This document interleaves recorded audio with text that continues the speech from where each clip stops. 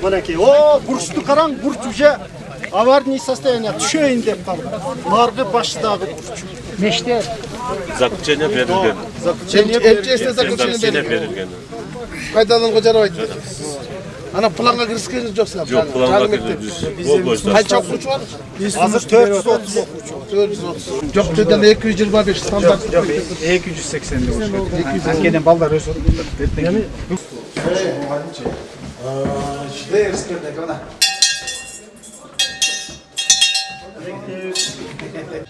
Şu оқушы малында ошондой болгон беле. Ушты отчақ отыр. Şu түтөй. Бірақ балдар жарылып кеткен, кышында шамал керек. Бұлында Учительский бе? Учительская ова. Мұғалімдер шын отырады. Қышындан оқыт шығау. Апта каттырамарка жоқ? Жоқ, андай нерсе жоқ. Ана ушуға балдар оқыды. Азыр башка Анне әрбір класста ушкілай. Бұл мәселе мен көтеріп, мен құрылыс транспорткада өзім барып көріп келдім, мен бұл болмайды деп білем.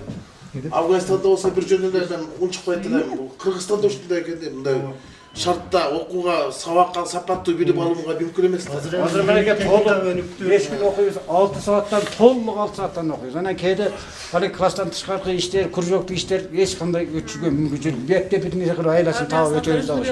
Жауап керісте көтіріп. Берген сұңыш, өкметке берген. Заман бар, технология ойнап, технология шылылы. Телевизор ғана бар.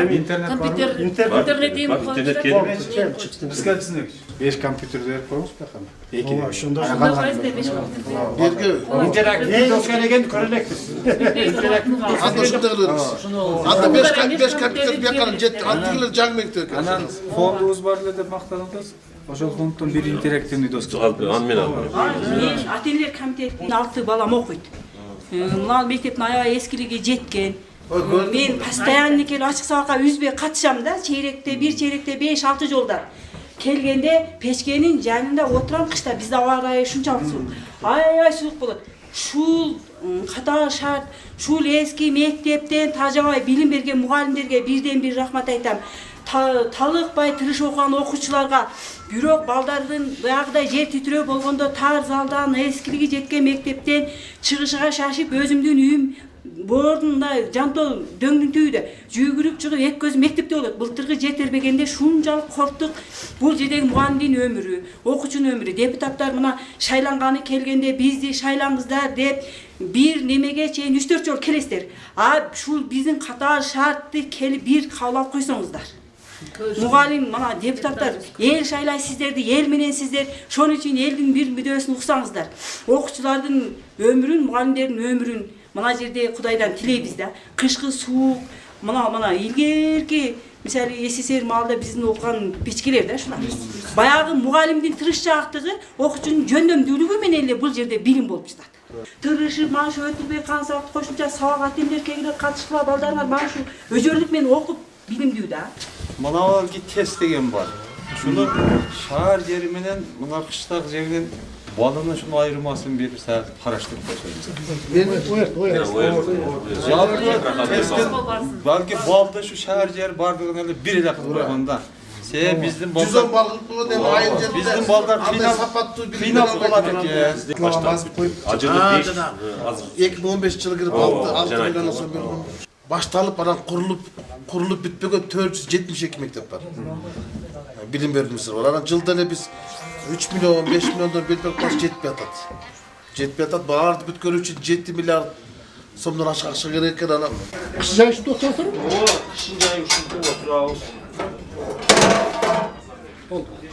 Миллиондогон 2 миллион, 3 миллиондон тынбай эле бөлүнөт. Кудайга шүгүр. Бирок ошол бөлүнгөн акча эми азыр элге бүт билет да. Солярка канча турат? Трактор канча казып берет жерди, труба канча сом турат базарда. Эл бүт билет. Анан тендерге жарыялат, тендер келди, тендердин акысы делет. Миллиондогон акчалар кирип кетет. Результат жок. Мына таза суу акыбал. Худо ошол тендерден жарыялат. Азыр муну дагы 17 миллион тендерге жарыялат. Кайсына? Мына таза сууну көпүрүк башынан тартабыз. Ошол көпүрүк башынан 90 метр тереңдикте мына кайды чыгарам. Мен өзүм кайды иштейм да.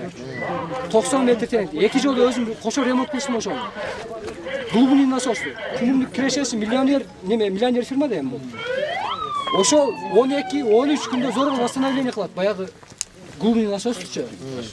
Бизде каяктагы акча бир күйүп калган болчу. Бул бекер эле нерсе деген да, бул баягы тартылып келингенден кийин 1 ай 2 айдан кийин күйүп калса, ким алып берет бизге? Кайдагы акча? Буга плюс 17 миллион кетпейт. Ушундай болуп атат да, тендер болуп элечи. Биздин күйгөнүбүз ушул. Мына больница. Onun arkası ayrılıp başladı уже. Bul da tenderden ötken. Канчага салдылар бул? Bilmem smetası taragan. Buga kızıklar boldu. Bu yıl Türkiye kapремонт болду. Eldin emesi oşol 5 milyon karalgan bolsa 5 milyonga bardык нерсе сапа түптөт да. Тендер иштер уруп коюу, же башка уруп коюу, же Минфинден чыгып атканда дойлого отуруп алып бизге караңгы да. Караңгы. Просто ач суу айылына мынча карадык деп туруп, ач суу айылынын үстүнөн акча желинип кетип атат. Биздин күйгөнүбүз ошол. Климаттык шарттуу байланыштуу жер титирөө болот, сел болот, ушундайда бир баягы проект неси тур көрбөй ататтар да, келечеги жок дегендей мааниде айтып. Ошондуктан бул эми жердин астынан таза суу тартабыз деп. Бул эми артезияга. Бул жерден суу чыгыш өтө кыйын, эми 3100-дө турабыз азыр. 3100 деңизден келип. Анан ошондуктан мына төмөн жактан тартып. Мына азыр бул бала айткандай мына компания Төмөн жактан бияка давление чыгарганча моторун күйөрөт. 2 мотор коюлуш керек. Двойной болуш керек. Жылда ушундай кеч күздө суу тартыш болгон. Тиги булактан чыккан суунун көлөмү кандай? Көлөмү бар эми аны баягындай турба менен гана алып түшүп примитивный метод менен 3-4 жерден чыгарып койгонбуз. Кеп туруп кыш түшүп калып туруп токтоп койгонбуз. Азыр эми дагы 1 километр турбабыз бар. Быйыл же ал проект ишке киргенге чейин ошону менен тартып турушубуз керек, айдын этегине чейин чыгарып. Азыр убактылуу ушундай гана кылып суу берип атабыз. Мындай болуп атат да. Улай каланбаган суу бирок ичүүгө мүмкүн эмес. Ичип көрүңүздөр. Анан мына Кытайлар 90 метр тереңден алган артезиан. Кытайлар өзү биз ошондон ичебиз. Кытайлар өздөрү ошо баягы чочко жеген башка тамакты ушундай кылып желген Кытайлар ошол сууну ичпейт, дароттон ташып ичет. Кыржети Кытай болсо заводдо полный канистрларга алып келип комнаталарына киргизип берет. Биз ошону ичебиз. Артезиан.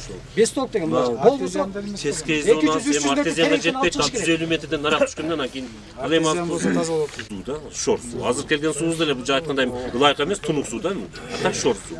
Анан бизде дагы бир эми сиздердин жардамыңыздар менен башка эми жетпей калат. Кешөл жерлерге айтып деп биздин каттардагы бар. Мында көк кыйык деген суусу бар. Бул таза суу да. Ичкенге аябай таза. Ошол келет. Кайдын техникаларын алып келип салып башка кылып жумушчу күчүнү бүт жаштар өзүбүз чыгып иштейбиз, бизге тендердин кереги жок. Шлангаларын алып, горючийни баягы майларын алып берген болсо, трактор сүйлөшүп берген болсо, биз трактор казып баштагандан артынан тартып келебиз бизче. Өзүбүз. Ооба. Ашар методу менен өзү. Ашар методу менен. Бизге тендердин кереги жок. Канча километр? Буруба бир 30 километр эсептедим. 20 болма. Ага, сай. Мен ушуга 2,5 миллион кетет экен эсептедим. Канчага кетет? 2,5 миллион. Жанакы резервуар башкасын дагы кошуп туруп, где-то бир 4 миллион тегерегинде бүткөрсө болот, алып келсе.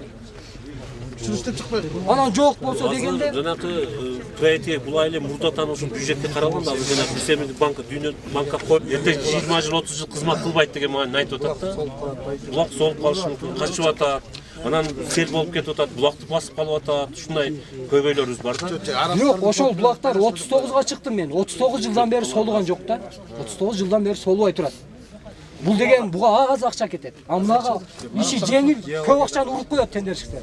Урматтуу Ашырбек Майдынович, өткөн жуманын этегинде Кыргызстандын чекесине жайгашкан Чоң Алай районуна чогулуп барып, эл менен жолугушуп келдик да.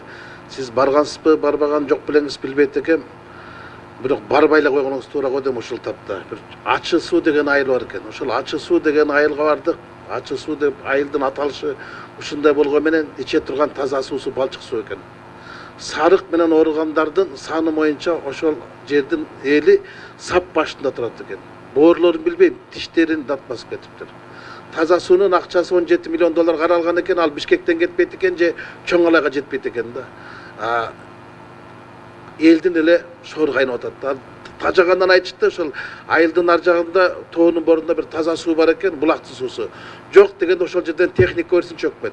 Түтүгүн берсин, казып берсин, өзүбүз ашар жол менен сала алабыз деп ушуну айтышты.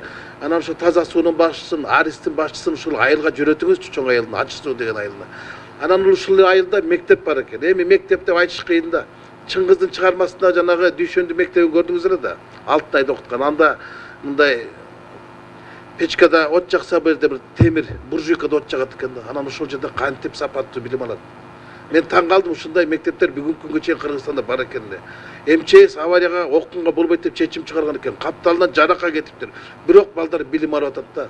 Билим берүү министрин ошол айылга жөнөтүңүзчү, бир күн жок дегенде сабак берип келсин. Анан негизги маселелер бул ал жакта иштеген Кайди деген Кытайдын компаниясы бар, жергиликтүү суранды, ошону комиссия, парламент комиссия түзүп берип койгулачы, ошону карап чыксын депчи. Өздөрү бир жылда 70 миллион сом гана жергиликтүүгө соцпакет берет экен. А бир күндө 70 миллион сомдон ашык пайда табат экен. Буну кандай карасак болот? Анан мага мен таң калганым, булардын лицензиясын узарткан момент 2010 жылдын 7 апрель экен. 2010 жылдын 7 апрелде эмне болгонун билебиз да. Ошол күнү Капар Курманалиев кабинетте отуруп лицензияга кол койбосо керек эле да. Парламент комиссия түзүүнү суранышты. Мен Дастамбек Арышбек сизден суранам, тиешелүү комитетке протоколдук тапшырма берсеңиз, бир жумушчу топ түзүп, Кайды компаниясы дегенде ак карасын иликтеп чыксын. Андан кийин бир 6 ай өкмөтүндө Ашырбек Мойдонович чек ара макамы бүгүнкү күнгө чейин берилбепти. Биз ошо мына Жанар Кубаныч экөөбүз чек арасына чейин барып келдик, тоолорго чейин. Чек ара чектеш жайгашкан тажиктер менен, тажик кошуналар менен. Бирок бүгүнкү күнгө чейин чек ара макамын албапты, статусун албапты да, приграничный дегенде. Жок дегенде өкмөттөр ошондой жеңилдиктер берет. 6 айылдын каралып атыптыр өкмөттө. Бүгүн жогорку кеңешке жетпейт. Бул кандай дейм да. Ошо чек ара макамын берүү боюнча 6 айылдан тездетип жогорку кеңешке жөнөтүңүздөр, анан жана Кайды компаниясы боюнча жумуш топ түзүп бериңиздер, мектептин. Анан эми пособия маселесин айтты, эми арыз арман укмуш экен. Алар бар, мен кат жүзүндө өкмөт башчынын өзүнө жөнөтөм. Рахмат. Рахмат. Кийинки сөз депутат Акаев Жанарбек Кубановичте. Рахмат, урматтуу Дастамбек Арысбекович, урматтуу өкмөттүн өкүлдөрү. Биз бир нече депутаттар бир эле Кара Суу району эмес, Чоңалайдын Тажикстан менен чектешкен жерлерине чейин барып, элден кабар алып келдик. Мына Чоңалай районундагы бир топ маселени азыр кесиптешим Рыскелди Чыныбекович айтып өттү. Мен өкмөттү ушул алыскы Борбордон 1000 километр алыс жайгашкан Чоңалайдагы бир 3 көйгөйгө көңүлүм бурат элем да. Азыр ошол жерде чек арага жакын Карамык айылында элдер абдан кабатыр болуп атат. Бизге абдан катуу тапшырма беришти. Биздин ошол жерде ата бабабыз жашап келген чек арабыз улам тарып баратат. Ошону бир өкмөт тактап түшүндүрүп, эмне болуп атат, сүйлөшүүлөрдүн натыйжасы кандай, аныкталып такталган жерлер, ошол боюнча элге абдан түшүндүрүп койбосоңор, элде чынында абдан чоң мындай кабатыр бар. Жерибиз улам тарып баратат, кыргыз өкмөтү унчукпай атат деп айтып атат. Экинчиси, азыр жогоруда Рыскелди Момбеков мырза айтып өткөндөй, кесиптешим, Кайды кени боюнча чын эле Кайды деген ошол инвестициялык компания иштетип аткан. Элде такыр маалымат жок. Канча салык төгүп атат, соцпакетти кандай аткарып атат, элде маалымат жок да. Ошон үчүн ушул бир комиссия түзүп берсеңиздер, биз дагы депутаттар менен чогуу ошол жерде кен иштетүүгө нааразы болгон жарандар, өкмөттүн өкүлдөрү, экотехинспекция баарыбыз барып, ошол кендин бир ачыктыгын камсыздап беришибиз керек. Ошол чын эле азыр Кыргызстанда кыргыз өкмөтү бардык региондордо кен иштетүүдө бир ачык айрымдыкты, эл менен иштетүүнү, эл менен мындай келишип, бир пикирге келип, маалыматтык ачыктык менен камсыздап мындай иштетүү болбой атат. Үчүнчү айтайын дегеним, Кашка Суу деген айылда мына буга чейин Чыныбек Акунч төрөгө болуп турганда дагы биз барганбыз. Элдер ошондо дагы арыз арман айтышкан. 10 жыл мурун башталган мектеп дагы деле мындай курулушу уланбай турат да. Ошону мына азыр коррупция менен түшкөн каражаттардын эсебинен мектептер курулат деп атабыз. Ушул алыскы кышы узак болгон Чоңалай районуна дагы ушул Кашка Суу айылына бир мектепти планга киргизип берсеңер, ошо 2019гачы. Анткени азыркы мектеп, окуп аткан мектеби урап калуу коркунучунда турат. Ошондой эле ал жерде таза суу дагы өзүнчө чоң маселе болуп атат. 10 миллион каражат бюджеттен бөлүнгөн, бирок таза суу чыккан эмес. Ошону эмне үчүн андай болгонун бир катуу текшерип берсеңер. Жекенди, Карамык, Дароот Коргон, Кашка Суу, Ачы Суу, ушу бардык эле айылдарда проблемалар окшош. Деги эле ошо өкмөт ошо алыскы чек аралаш аймактарга көбүрөөк көңүл буруп, тез барып, алардын проблемасын угуп турсаңар деген оюмда. Өзгөчө мына Кайды кенинидеги ачыктыкты камсыздоо боюнча комиссияга бир көңүл буруп койсоңор. Рахмат. Кийинки сөз